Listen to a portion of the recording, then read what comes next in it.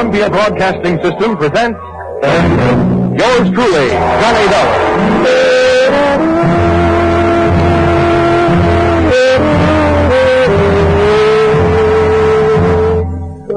The next half hour has its baggage packed to take a trip with America's fabulous freelance insurance investigator, Johnny Dollar. At insurance investigation, he is just an expert. At making out his expense account, he is an absolute genius.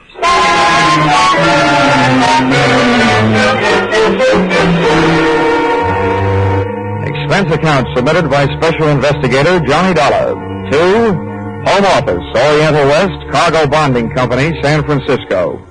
The following is an accounting of my expenditures during my investigation of delayed cargo aboard the SS Shanghai Wayfarer, or the case of the slow boat from China.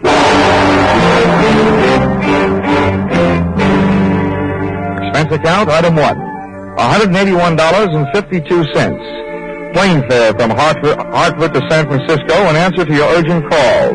Expense account, item 2, $3. Lunch on Fisherman's Wharf in answer to my stomach's urgent call. Item 3, $1.20. Cab fare to your office. Dollar, my name is Fundy. I haven't had the pleasure of meeting you before. Well, may I say it's a pleasure meeting you. It's a rough trip. I'm glad it's over. Over? Oh, it's just begun. Here, Dollar. This is your plane ticket to Singapore. Singapore? Mm-hmm. You know, Fundy, I had a choice. Really? To come to San Francisco to see you, or to take a case in Boston. A nice old lady on Beacon Hill clubbed her husband with an early American bed warmer. But no, rather than New England boiled lobster, I'd rather have San Francisco cracked crab. Now, all of a sudden, Singapore. May I ask why? Oh, yes. We've bonded against the delay a $120,000 cargo of raw tin aboard the Shanghai Wayfarer. The ship was due to sail from Singapore 3 weeks ago. Still out there, tied up in the Tanjong Pagar dock. What's the delay? Mutinous, mechanical, or just plain mysterious? I'm afraid it's a little of each. We flew an expediter out there 10 days ago to see what he could do. All the satisfaction we've had from this man, Harrison, is a report that since his arrival, the Wayfarer's main shaft is burned out, her freshwater pumps are fouled up, and her steering machinery has gone on the fritz. You don't need an insurance investigator. You need a good plumber. Well, maybe you're right. But anyhow, you'll find our man Harrison, William Harrison, at the Crown Colony Hotel. He'll fill in the details. Dollar, you have only a matter of hours after you hit Singapore to get the Shanghai Wayfarer started on its way. I must impress upon you the fact that any delay after that will cost this company $2,500 a day. Well, all I can promise is the old college try. Times like this, I wish I'd gone to college. Well, anyway, I'm in the right town to make my last night in the States a good one. A few drinks with the right gal at the top of the mark. A few rare steaks at Alfred's. A few dances to Freddie Martin's music at the St. Francis. A few moments alone in the arms... Dollar. Huh? That sounds mighty good. But your plane leaves in 2 hours. 2 hours? Well, I guess I'll have to do without the drinks, the dinner, and the dancing.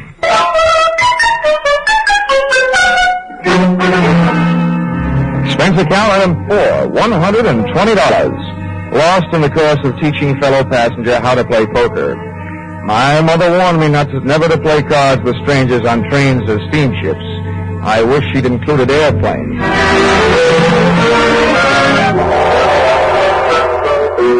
You'd implied, Fundy, that the situation smelled. Well, you should have caught a whiff of the city, especially the native sections, through which I had to pass on my way to the Crown Colony Hotel. I found it on Anson Road. I found myself a room. I also found William Harrison's room.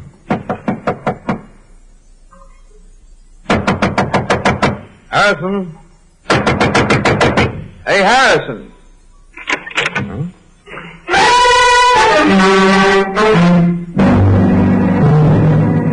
But I didn't find Harrison. All I found was a calling card from my old friend Trouble. Wherever Harrison was, he didn't want to be, and he left a trail of broken furniture and blood to prove it. I searched the dresser. Shirt size, 14. Socks, 9. That meant Harrison was a small man. I went to the bathroom, shaving brush and toothbrush still wet, indicating that he'd been there not too many hours before I arrived. Then I tried the wastebasket. In addition to one large glob of used chewing gum, an empty cigarette package, and some old Kleenex, I found a swizzle stick with a name on it. The Collier Key Bar. Well, all it meant was that Harrison had a head cold and was trying to cure it with Singapore slings. But at least I knew where he'd been drinking it.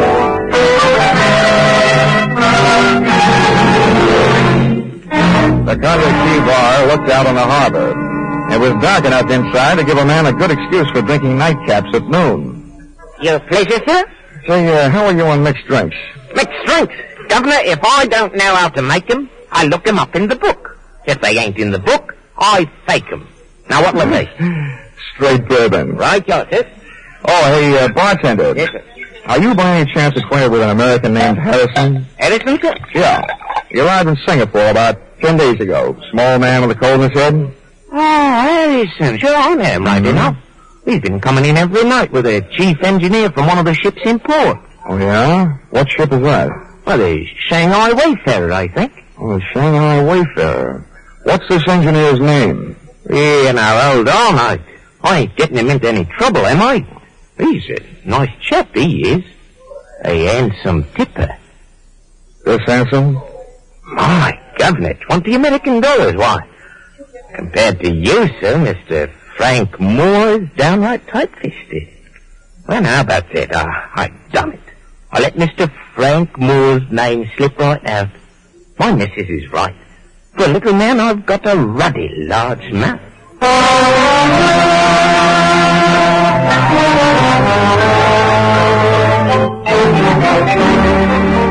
Expense account, item 5.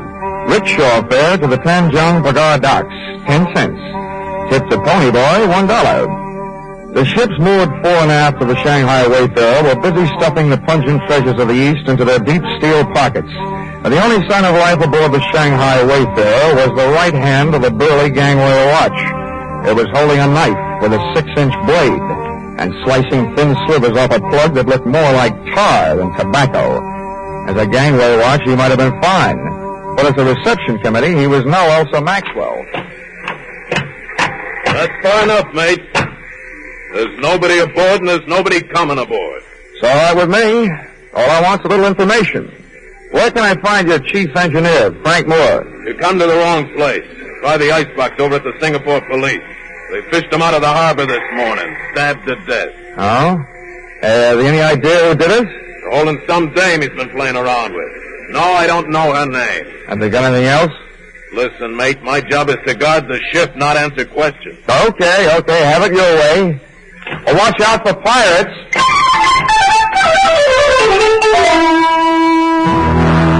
The British Chief Inspector, Singapore Police, gave me everything except an invitation to tea. But unfortunately, he'd never even heard of Harrison. He took me into the morgue, and a look at Frank Moore's body told me nothing I didn't already know. He'd been stabbed, all right, and whoever had killed him had sunk him with a hole-in-one. As for his personal effects, his Maritime Union card confirmed the fact that he was indeed the chief engineer of the Shanghai Wayfarer. A stack of crisp American $20 bills in his wallet made me wonder whether he hadn't been picking up a little extra pin money for delaying the departure of his ship. And finally, a photograph that made me admire the late Mr. Moore's taste in women.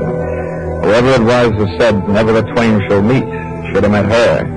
She was half caste and all woman. Her picture was inscribed to Frank Moore, "Yours forever, Chandra." From the inspector, I learned 2 more things. 1, the fact that the police had already questioned and released her. And 2, her business address, the Wardlaw Bar on Malay Street.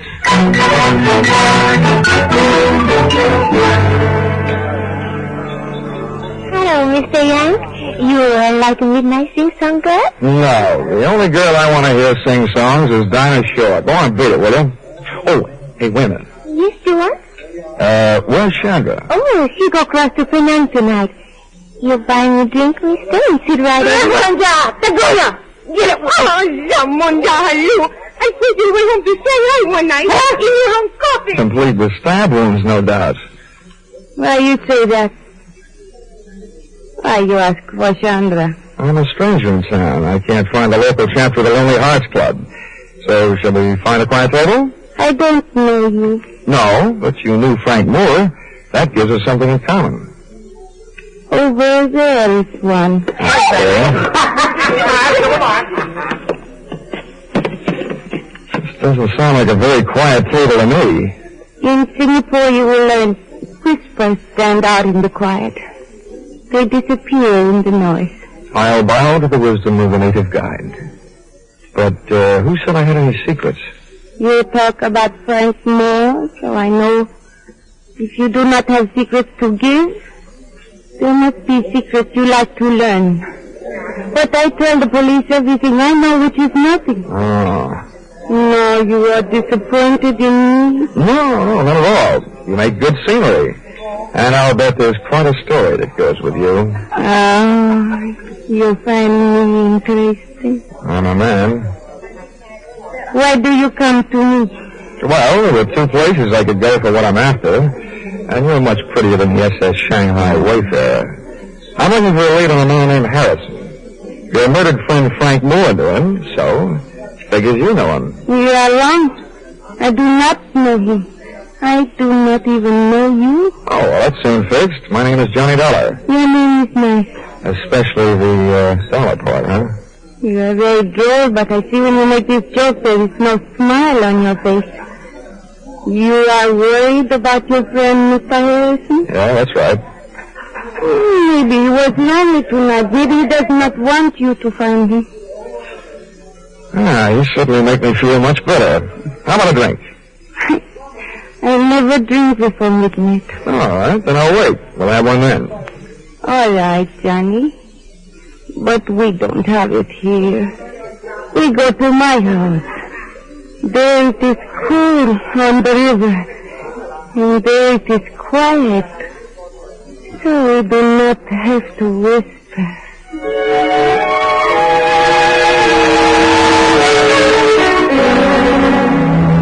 Midnight must have been invented for Singapore, and her house must have been invented for midnight. Only one thing looked out of place.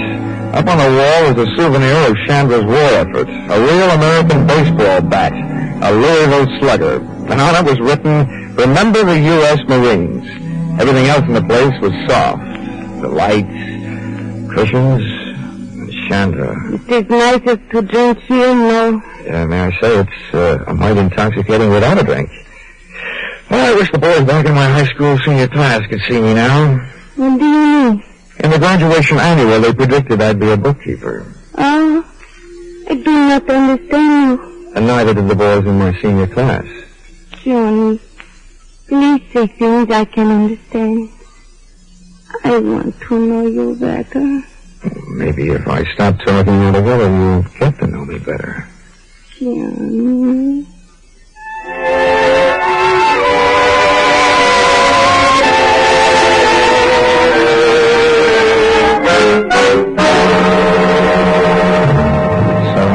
Talking, but I didn't stop thinking. When I'd mentioned Harrison to Chandra earlier, she said maybe he was lonely tonight. If she didn't know him or anything about him, I wondered how she knew that he was missing tonight and not for a couple of days, or maybe even longer. Besides, the boyfriends of women like her don't keep secrets. I still assumed that if Frank Moore had known Harrison, Chandra had known Harrison. I also assumed that she'd spited me into their parlor for purposes other than social. And that notion was seconded soon after I had it, when somebody kicked the door open. You Johnny Dollar. The 2 boys in the door were not from Western Union. And ugly as they were, Chandra left my side to join them, which made me think that maybe my senior class had been right. Looking at that trio of 6 eyes and 2 guns staring at me, I wished I was a bookkeeper.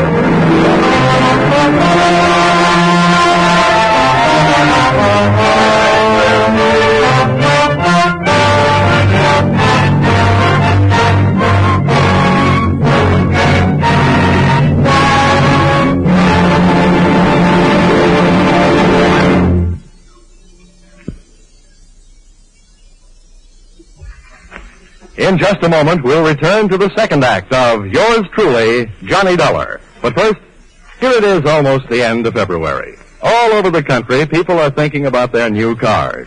All but one man.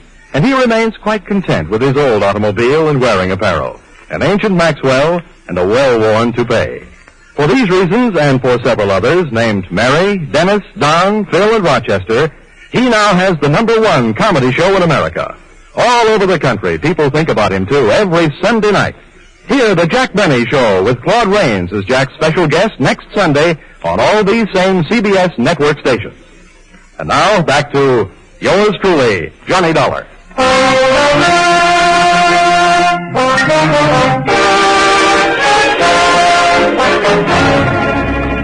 The men with the guns, described from left to right, were a fat man with 3 chins and a bald dome, and with him, a punk with a sneer and arms that were too long for the rest of them. They gun muzzled me into a chair and started making anything but sense. Very well, Sandra, my dear. We are at last face to face with the mysterious stranger, Johnny Dollar. Oh, don't kill the suspense and tell me why. He knows why. He came to the Wardlow bar. He knew about Frank Moore, and he was looking for the other one, Harrison. That is why I phoned you. Well, it would seem then that this unfortunate chain of events is nearing the final link. Yeah, this guy uses his head better than Harrison did. Well, Dollar? I'm using my head right now. Splendid. So doing, you may well prevent Harrison's death as well as your own. Oh, well, that's better than nothing.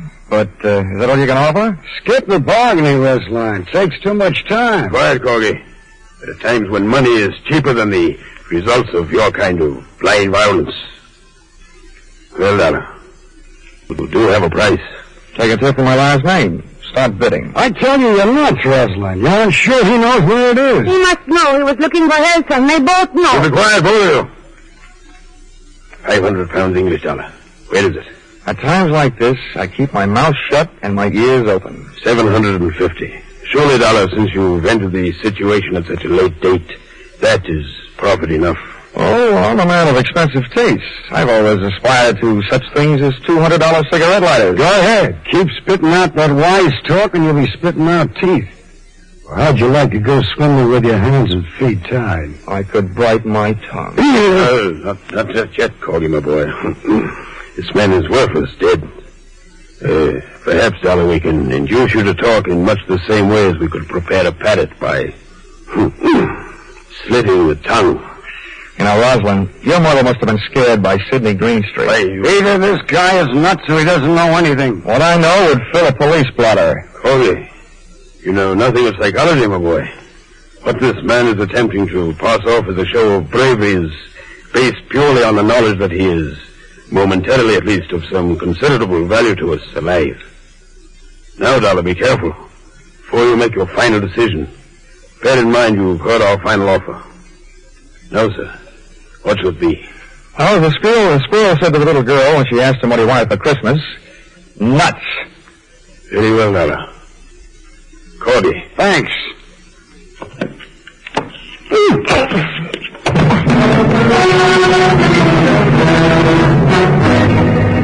I finally came to in the dark, trussed up like a turkey, and lay there trying to figure it out.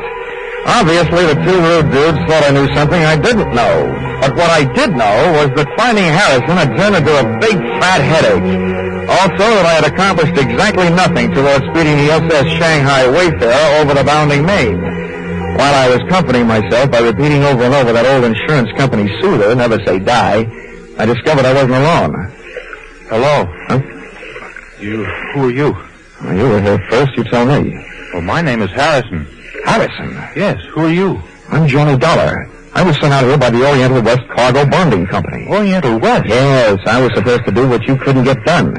And look at me now. Getting hit over the head and dumped in here must be par for the course. How long have you been here, and why? Well, I've been driving myself crazy trying to figure that out. Well, this little guest house, wherever we are, must only have one set of proprietors. I can tell you who they are, at least by the names they're using tonight. Rosalind and Corgi. They owe me 750 English pounds to tell them where something called It was. What is It? Well, it's a package. What's in it, I don't know. It belonged to the chief engineer of the Shanghai Wayfarer, Frank Moore. He was helping me try to get the ship on its way, and I owed him a favor. He asked me to drop this package at a bar, the Wardlow bar, yeah, go ahead. That's right. I was supposed to give it to a girl named Chandra. She wasn't there, so I got her address and went out to her place. You mean that package is at Chandra's house? Yes. When I got out there, the Chinese maid let me in. I waited for good, and then rather than leave what might be a valuable package just lying around loose, I put it into the bottom drawer of a dresser and left. Oh, great. For such things, I go around laying down my life.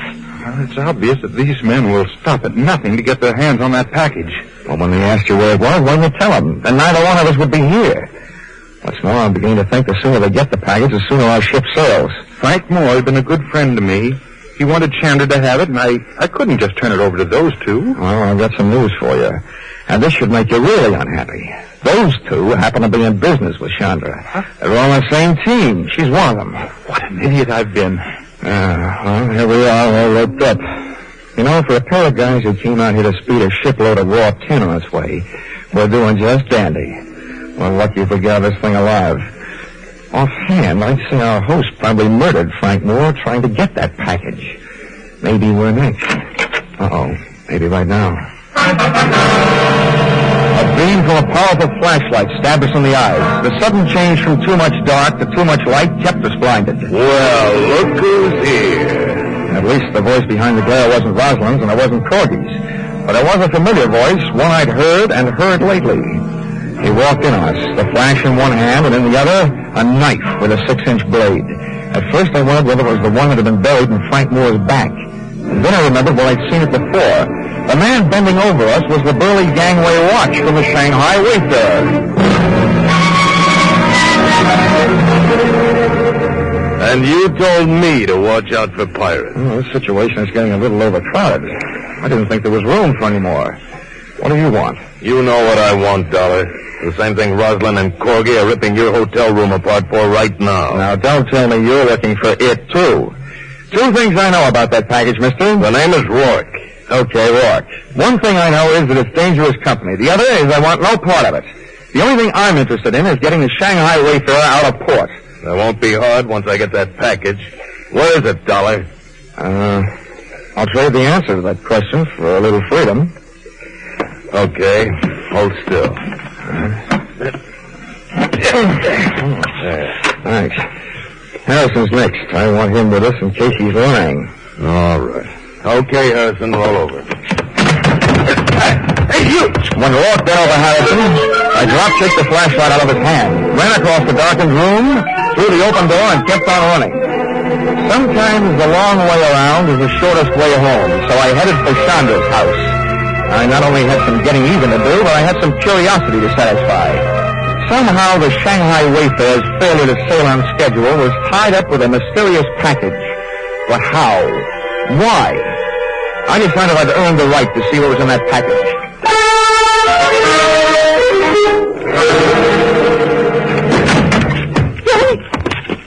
I didn't want you to be lonely. I heard your playmates are over making themselves at home in my room, so I thought you and I could have a little chat. Maybe I've got a surprise for you. What, Johnny? I think I know where that package is. Johnny, you get that package. We both don't worry for the rest of our lives. But we must hurry before Rosalind and Cody come back. We go now. Okay, where's your bedroom? Johnny, what do you mean? Now, come on, where is it? Come, I'll show you.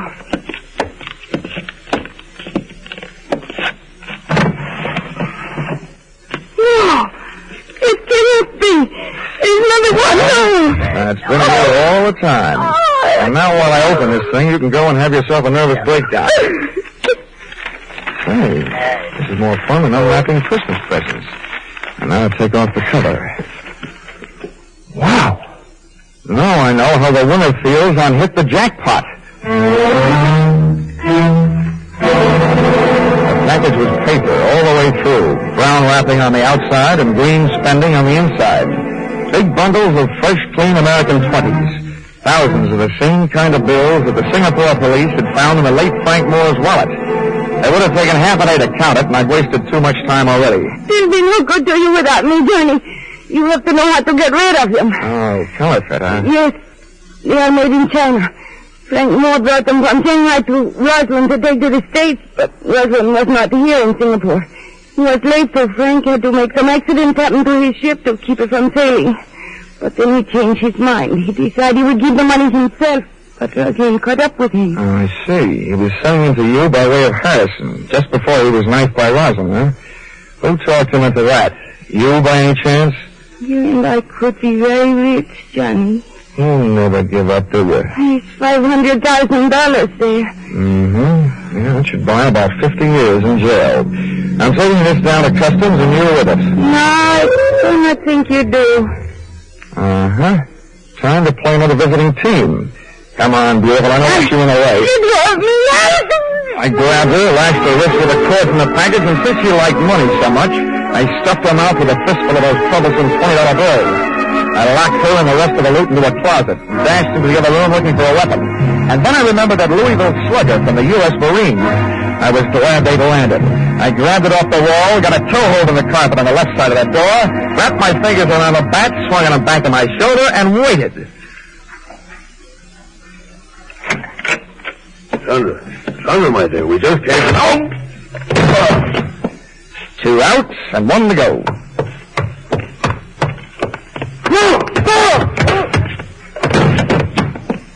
Three outs, and the side is retired. What a ball game.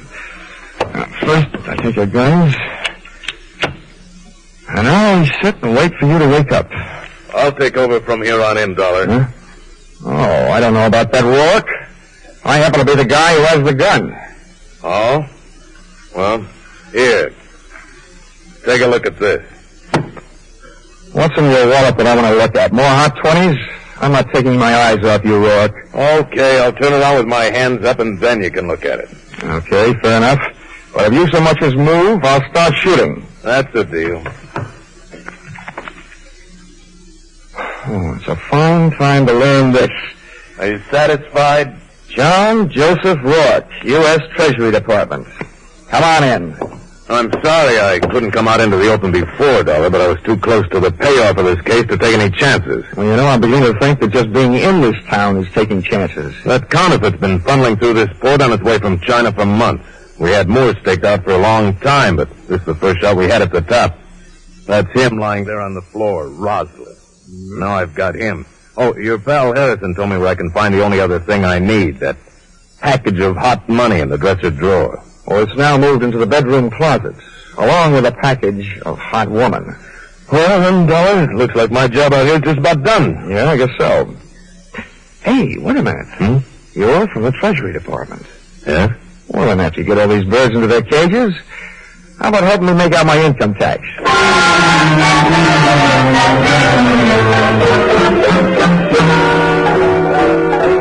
Expense account, item 6. Hotel bill, 1 night in Singapore, $5. Item 7, 1 new outfit, replacing mine, which was ruined in course of taking midnight dip in Singapore River, $200. Item 8, $20. Bar checks for cheering up one William Harrison, your expediter, whose innocence had him running errands for the man who was holding up the departure of your ship. Item 9, $375. Spent while killing time until the departure of my plane back to the States, after the Shanghai Wayfarer finally sailed. You see, this time, I had 4 hours on my hands instead of the 2 you allowed me in San Francisco. Expense account total, $1,407. Signed, yours, truly, Johnny Dollar.